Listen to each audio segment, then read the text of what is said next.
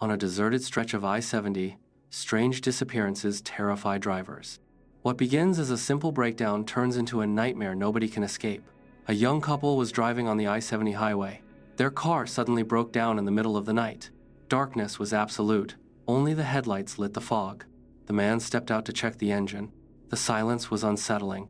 From the distance, strange footsteps echoed, as if someone was slowly approaching them. Suddenly, a shadow appeared. A tall figure in a coat stood by the edge of the road. The woman screamed, and the man froze, clutching the hood. The man in the coat stood still, but his eyes followed every movement. The woman's hand shook as she tried to dial the police, but the signal disappeared. The stranger suddenly moved toward the man. He grabbed a fire extinguisher from the trunk. His breath quickened, panic reflecting in his eyes. The figure stretched out his arms, fingers blackened with dirt. The man screamed and threw the extinguisher, but the stranger ignored the impact, moving closer. Suddenly came a knock on the window. The woman jerked back and screamed. Bloody fingerprints smeared across the glass, dripping down into the mist. The man opened the door to protect her, but when he looked back, the figure in the coat had vanished. Only muddy footprints led into the dark forest. The woman begged him to drive, but the engine wouldn't start. The starter screeched uselessly. In the distance, a desperate scream echoed from the woods. "Do you hear that?" she whispered. From the forest came a child's voice. "Help me." The man hesitated, but the woman cried harder as the voice grew. The man grabbed a flashlight and stepped into the woods. Every step echoed loudly. Fog enveloped him. The woman screamed hysterically, but he kept going. In the woods, he found an old broken stroller. Wheels twisted. Inside lay a filthy doll with its head torn off. The child's voice called again. Suddenly, branches cracked around him. He turned, but the forest was empty. The child's voice whispered right into his ear, cold and chilling. The man spun around, but saw nothing. The whisper turned into laughter, echoing from every direction, shaking his hands as the flashlight flickered. Back at the car, the woman locked all doors. Suddenly, the rear window cracked, spreading like spiderweb glass. She screamed, clutching her chest. The man heard the scream and ran back, but the car was empty. Only her phone lay on the driver's seat, glowing with a half-written text. "Help me." He shouted her name into the fog, but only silence replied. Then, faint footprints appeared on the wet asphalt, leading away into the endless darkness. He followed the prints, heart pounding. They led beneath an overpass. Graffiti covered the walls, and blood smeared across concrete pointed deeper inside. From the tunnel came her voice. "Please, help me." But it was distorted, metallic, like played through a broken speaker. He froze in terror. He forced himself to enter. The air smelled of iron and rot. Rats scurried across his path. At the far end, a shadowy figure waited, motionless.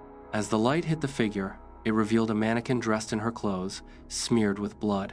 Her necklace hung around its cracked neck. Behind him, footsteps echoed loudly. He spun around, but the tunnel was empty. The mannequin's head slowly turned toward him on its own. The flashlight flickered and died. Darkness consumed everything. A hand, ice cold, grabbed his wrist tightly. He screamed as something pulled him deeper. His scream echoed, then cut short. When the flashlight blinked back, he was alone again. The mannequin lay shattered, necklace glittering on the ground. He picked up the necklace, whispering her name. Instantly, the ground trembled. The walls seemed to breathe, veins of darkness pulsing across concrete. His phone buzzed in his pocket. The screen lit up. Run. No number, no sender. Then the battery drained to zero, despite being full minutes ago. He ran blindly, but the tunnel twisted endlessly, looping back to the same graffiti-covered walls. Panic rose as he realized there was no way out. Suddenly, he heard her laughter again. This time, it was closer, almost right beside his ear.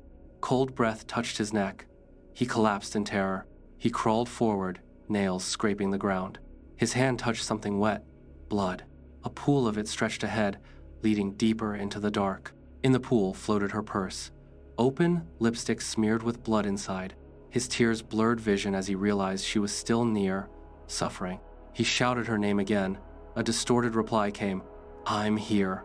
The voice echoed from every direction, sounding both like her and something else. From the shadows, a figure emerged tall, faceless, drenched in black liquid. In its hand dangled her shoe, dripping with blood. He stumbled back, tripping over bones scattered on the floor. Skulls cracked beneath his weight. The figure tilted its head, slowly advancing. He scrambled to his feet, heart hammering. The faceless figure raised the shoe, tossing it toward him. It hit the wall with a wet thud, splattering blood. Desperate, he grabbed a piece of rebar from the ground. He swung at the figure, but his arms passed through it, as if hitting smoke. A whisper slithered around him. "You can't save her." His stomach churned.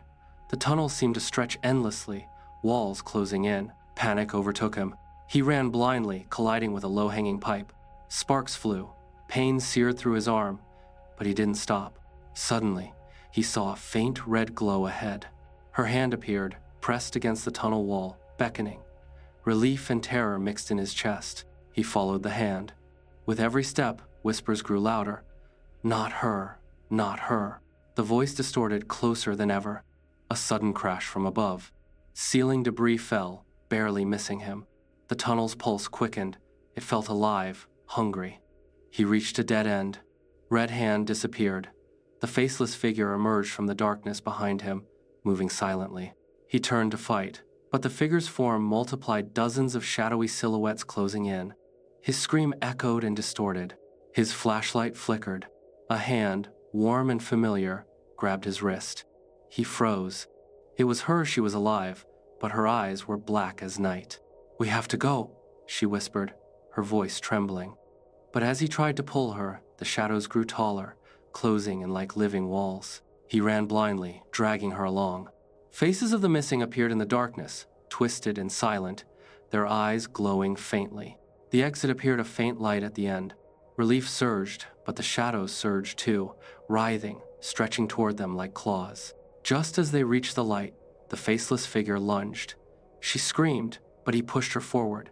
He was engulfed, dragged into darkness. She burst out onto the empty highway. Fog lifted slightly. She fell to her knees, gasping, the necklace clutched tight in her hand. Behind her, the shadows faded. Silence returned, but a single whisper drifted on the wind. "We'll meet again." She stood, trembling, looking at the necklace. It pulsed softly, as if alive. The nightmare wasn't over, it had only chosen its next victim.